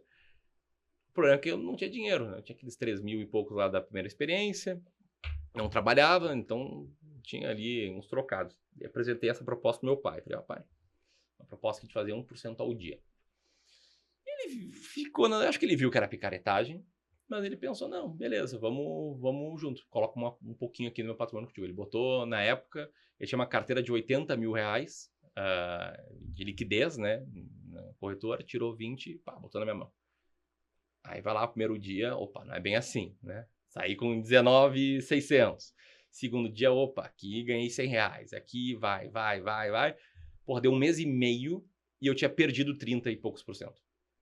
Aí eu descobri que, cara, não existe 1% ao dia, não existe almoço grátis, não. Operar alavancado é loucura, né? Só que eu já tava me sentindo um lixo, né? Pô, minha primeira... Mostrei que pro meu pai e tal, ele botou 20 mil comigo, esses 20 mil viraram, na época, acho que 15, 16, já perdi uma parcela aqui, eu vou recuperar rápido, vou fazer bonito. Aí eu fui operar opções. Então eu fui correndo mais risco para recuperar o dinheiro que eu ia perder. Comecei a perder com opções. Aí quando tinha uns 12, 13 mil, botei tudo em opções da Petrobras. Porque uma leitura macro, né? Na época, os Estados Unidos estava prestes a dar o shutdown, a mesma história, né? Isso faz 15 anos, em 2011. Ia dar o shutdown, daí eu pensei, não, mas não pode dar shutdown. Os democratas e os republicanos não interessam a eles dar o shutdown. Aí fiz minha análise que eles iam fazer um acordo para aumentar o teto de gastos e, portanto, não daria shutdown e isso faria a bolsa subir. Só que é óbvio que essa minha tese brilhante estava precificada. Então aconteceu exatamente o que eu previ, né? Não teve shutdown, chegaram a um acordo, Petrobras não subiu e aquelas opções lá que eu comprei a 13 centavos começaram a cair, perdi todo o dinheiro, perdi os 20 mil. Então foi assim que eu comecei, aos 18 anos. Aí eu fiquei, muito mal de cabeça, né? 20 mil em 2011, sei lá, uns 50 mil a dinheiro de hoje. E assim, minha família tá bem financeiramente, né? A gente não passa trabalho, mas era 1/4 da carteira do meu pai na época, né? Não era pouca coisa. Então eu fiquei muito mal, assim, muito mal de cabeça. E aí, só depois disso, fui entender, cara, mas quem é que ganha dinheiro com isso, né? Porque eu vi que não é comprando e vendendo ações. Eu vi que não é no day trade. Quem é que ganha dinheiro com isso? Aí o meu Dindo me emprestou um livro que é A Bola de Neve. A história do Warren Buffett, que eu nem sabia quem era. Nem sabia. Eu estava investindo, nem sabia que era o maior investidor o quanto que eu não tinha estudado bem o mercado. Né? E aí eu achei brilhante aquela história. Assim, porra, esse cara aqui escolhe ações subvalorizadas, dele ganha, tá? Mas são negócios, né? Não é a cabeça que é um código, é um negócio. Anos atrás, a Biara, era uma empresa do ramo imobiliário, inclusive. Não era um código. Entender melhor. Ele, que é o maior da história, faz 20% ao ano. Como é que eu achei que fosse fazer 1% ao dia? Aí eu fui conectando os pontos e pensei, eu quero trabalhar no mercado financeiro. Eu quero ser Warren Buffett, eu quero selecionar ações. E eu procurei, falei com um professor meu da faculdade que eu tinha esse interesse. Ele trabalhava numa gestora de fundos de ações. Ele me conectou com uma gestora parceira, entrei no processo seletivo, entrei. E aí que eu vi que, existe um mundo muito sério de tomada de decisão de investimentos com base em estratégias, com base em critérios, em métodos quantitativos. Aí que me abriu toda essa porta, assim, do conhecimento, que eu entendi, cara, isso aqui... Existe realmente um caminho de tu botar o teu dinheiro, ele vai crescer, beleza, não é tão rápido quanto eu pensava, não é uma fonte de renda, fonte de renda... Aí eu fui conectando os pontos. E aí fiquei alguns anos lá, virei sócio e decidi empreender muito na linha de implementar as coisas que eu estava aprendendo, né? Que essa gestora era focada em ações. E aí eu comecei a aprender, não, mas não é só ações, né? Tem ações norte-americanas, tem ativos de renda fixa relacionados à inflação, tem um conceito de alocação de, cara, eu quero fazer isso. E aí eu fiz a leitura de que, nos Estados Unidos, a maioria dos profissionais cobram um FII fixo, não são comissionados, né? A maioria já era assim em 2015, quando eu abri o clube. E eu pensei, isso vai acontecer no Brasil. Isso que eu falei para vocês de que a gente tem uma bola de cristal que é o mercado norte-americano, eu já tive essa leitura lá atrás. Se lá é assim, isso vai acontecer no Brasil também. Então vamos abrir uma empresa que cobra uma taxa fixa, independentemente de como a gente vai investir, sem a comissão. Aí eu trouxe essa visão no clube e aí passaram-se 10 anos, mas foi essa jornada. Conselho para teus filhos, deixa errar, mas não deixa errar com muito, né? Porque não fez bem para minha cabeça, não, na época. Rapaz, eu tô pensando aqui como ficou a sua cabeça, porque eu brinquei uma vez ali com criptomoeda, mas foi só uma mixaria, assim, foi aquela coisa de quase que cassino, né? Mas assim, foram, sei lá, R$ 1.000 e eu já com os 30 anos, e para mim, assim, falei, poxa, me senti mal, não por ter perdido dinheiro, mas porque, cara, como é que o pessoal, porque não consegue, eu não Sei consigo, lá, você sabe? se sente meio burro, né? Não É, sei, é. não sei se é E isso. aí ainda teve o peso de você ter gastado um quarto ali da carteira do seu pai. Então, Não, foi bem ruim. É, Mas ele foi muito bem, assim. Ele tem uma postura que facilitou muitas coisas. Ele viu sim. que tava bem mal, né? E ele fala, não, amigo, pensa que uma pós-graduação de elite, uma pós-graduação cara, né? Transforma esse conhecimento, ah, fica tranquilo, né? Pensa como aprendizado, não pensa como um fracasso. Pô, fico até arrepiado de contar. E, pô, se não fosse ele ali atuando dessa forma, com certeza acho que eu teria meio que ficado mais tempo no buraco, talvez não tivesse levantado a cabeça, pensado, pô, vou trabalhar com isso, deixa eu aprender melhor. Sim. Então facilitou muito, né? Facilitou muito essa minha volta por cima, assim. Né? E hoje, com certeza, ele deve ter muito orgulho, né? É, Quando ele ele fica olha a sua bem feliz. jornada, Né? né? É, cara, que né? legal, bacana, assim, porque é justamente essa questão do aprendizado, né? A gente tem algumas coisas que eu acho que são base para os nossos filhos, né? Por exemplo, uma questão, por exemplo, de tecnologia, né? Poxa, programação hoje em dia não é uma coisa assim que está em alta, mas nossos filhos fazem programação pelo menos para abrir a mente, para ele pensar como que é programado, para ele pensar como é que funciona amanhã, depois, na frente, porque tudo tem uma base ali atrás, né? Então é uma coisa que ajuda ele pensar como funcionam as coisas. E aí na questão do investimento, é a questão deles brincarem um pouco com o investimento, porque você teve que fazer uma trajetória que às vezes a pessoa faz isso com o dinheiro, com o patrimônio dele que ele construiu e às vezes ele paga caro. Né? Então, talvez esse aprendizado cedo assim, seja uma coisa super interessante também para as crianças, né? Deixar brincar ali nesse momento, porque a cabeça está fresca, vai guardar, as emoções são fortes, né? São emoções fortíssimas, mas E guarda bem. eu imagino o nosso Rafinha passando por isso, nossa senhora, a emoção dele, ele sente muito, então ele é um momento importante de aprendizado, bacana. É isso aí. E aquela via de ditado, né? Tu não aprende a nadar lendo um livro de como nadar. Talvez ajude a tua técnica, mas tem que entrar na água. Então, melhor momento para entrar ainda é adolescente, com capital controlado, pequeno o suficiente para não ter nenhum problema e grande o suficiente para a realidade dele, para ele valorizar e levar a sério aquilo. E acho que é uma bela jornada assim de aprendizado. Legal, muito bacana. Bacana. É isso aí. Bom, a gente tá chegando ao fim, né? Mas antes, fala um pouquinho, Ramiro, pra gente, como que as pessoas te encontram, qual que é a proposta do do Clube do Valor e também as suas redes sociais e tudo mais. Legal. Nossa proposta é levar tranquilidade financeira. Eu acredito muito nesse termo. Que dinheiro ele não pode ser uma fonte de estresse. E a tranquilidade financeira traz o conceito de tu estar investindo de uma forma coerente, racional, lógica, sem colocar um risco em excesso, que tu vai conseguir dormir tranquilo à noite, que não vai passar por esse estresse, né? Que tu passou, quando tu comentou, brincando com criptomoeda, que eu passei lá atrás. Acho que dinheiro é um baita tabu no Brasil, mesmo para pessoas com um bom patrimônio, boa renda. E é importante ele ser uma fonte de tranquilidade. E aí, nosso core, nosso negócio principal é ajudar as pessoas que já acumularam um certo patrimônio a preservar e ver esse patrimônio crescer.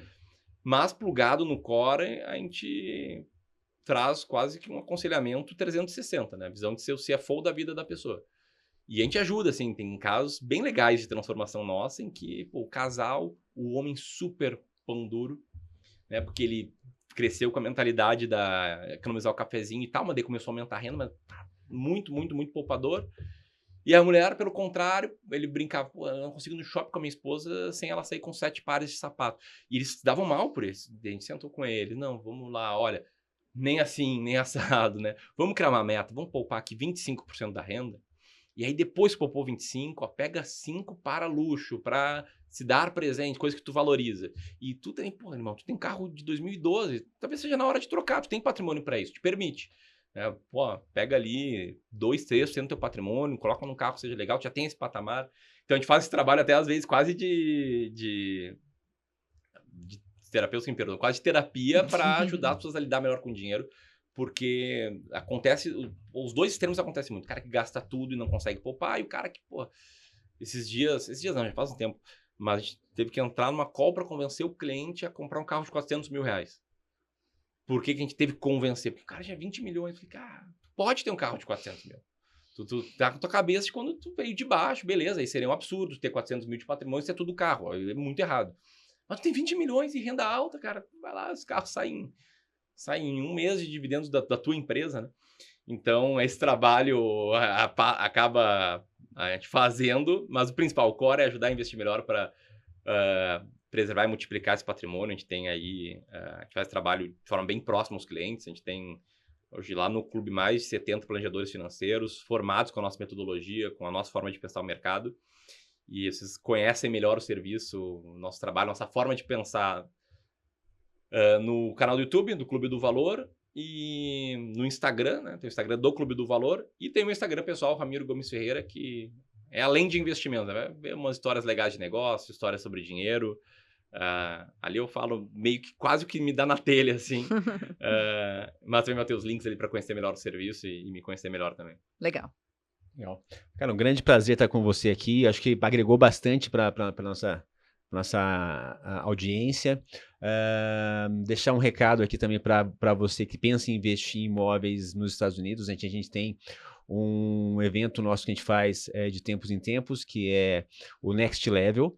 Então, você que quer saber um pouco mais sobre investimento em imóveis e quer entender um pouco mais sobre isso, a gente faz um evento que é o Next Level, e num próximo episódio a gente pode falar um pouco mais também sobre o Next Level, né? Para que vocês conheçam, que é para você fazer um investimento em imóveis de uma forma consciente nos Estados Unidos, né? Obrigado, Ramiro, pelo papo, porque eu acho que investimento vai além de tudo, né? A diversificação, você investir em cada passo.